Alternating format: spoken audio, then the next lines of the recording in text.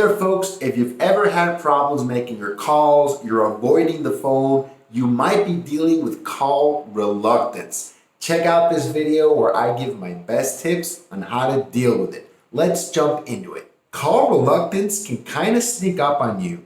You start avoiding making your phone calls in the morning or in the afternoon. You procrastinate. You try to put anything in front of you making the calls and being on the phone. There's always something more important to do than actually make the calls that are going to build your business. You can procrastinate about which is the best dialer, which is the best list, the best CRM, etc., etc. Or my personal favorite, you procrastinate by watching YouTube videos like this one, learning about the best scripts, the best techniques, the best mindset, the best objection handlers. You do everything you can except actually making the calls that are going to move you forward and grow your business every single year. If you find yourself dealing with these issues and not making your calls or not making them consistently, you may be dealing with a problem called call reluctance. Avoiding the phone, not doing what you're supposed to do that you know is the right thing. In my experience, it can show up in two different instances. Number one is with new callers, new ISAs, new real estate agents. They can be faced with call reluctance. In this case, I love to remind them of a saying that I've taken to heart.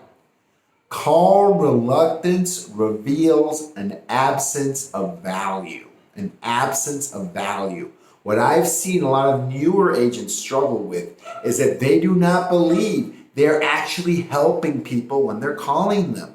They do not think they can find them a home. They do not believe they can help out that home seller. They don't think they can help that expired listing get on the market and sell. They don't feel that they can help the for sale by owner net more money. So when they feel they're wasting everybody's time, including their own, they do not want to make those calls. And that phone can feel like it weighs 10,000 pounds. If you feel yourself dealing with these issues, feeling this way, reluctance to call because you don't have any value, you need to change your mindset. You need to understand you're there to help people. You're there to help them accomplish their goals. If you feel you don't know how to properly market a property, learn how to do it. Ask people in your office, ask a mentor, partner with a more experienced agent that can help you get the skills that you're lacking.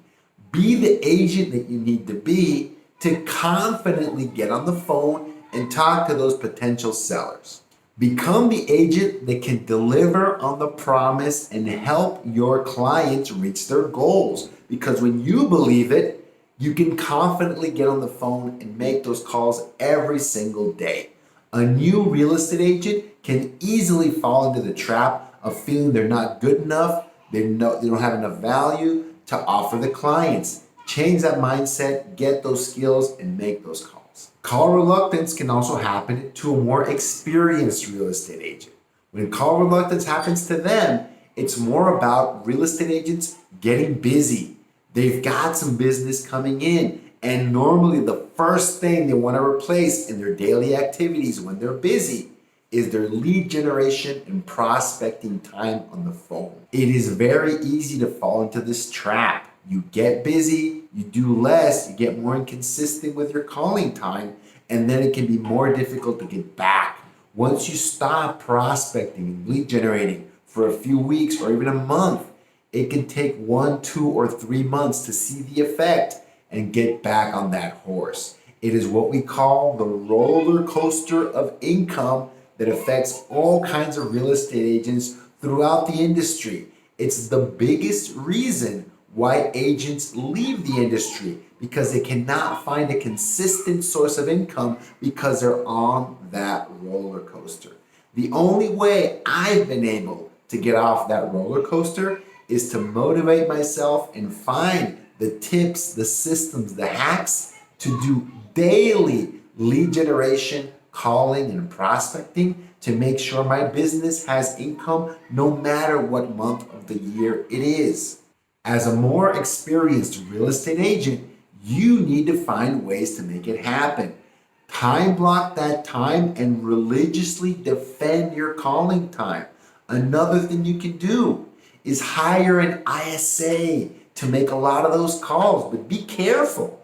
Hiring an ISA, even a part-time ISA, is not going to get you completely off the phone. It's going to raise the value of your phone calls. It'll add leverage to your prospecting, your phone calling, and your lead generating, but it won't completely remove you from that. If you approach adding leverage to your team as a way to abdicate the most important activities, you're probably going to fail. You need to add leverage, add that ISA, add that buyer's agent, add that additional help so you can grow and handle higher level activities. Because when you add leverage, your business should increase. You should be getting more income, not less. And if you walk away and abdicate that responsibility, it's very unlikely that that ISA can 100% replace you on their own. It is not a formula for success. Another system or hack you can use to do your prospecting is make sure you have an accountability partner. That is someone you're calling, texting, messaging on social, a Facebook group, an office group that you're letting know, today I am starting my prospecting calls at this time. My follow-up calls, my lead generation calls, my database calls. I'm starting them, making them. These are my wins, hurrah, and I'm ending at this time.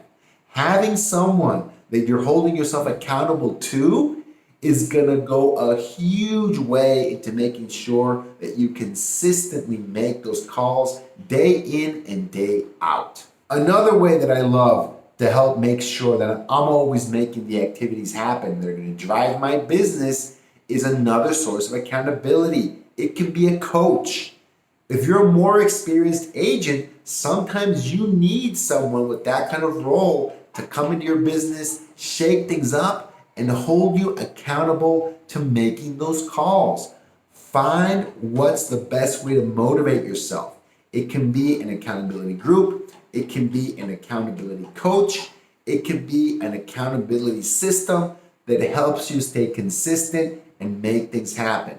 Know yourself, know how to motivate yourself, because one of the biggest factors in your success or failure every single day, every single month, every single year is making sure you avoid call reluctance and make those calls every single day. If you've enjoyed this video, I thank you very much. Please hit that like button and crush that subscribe button. We release a new video with tips and tricks every single week.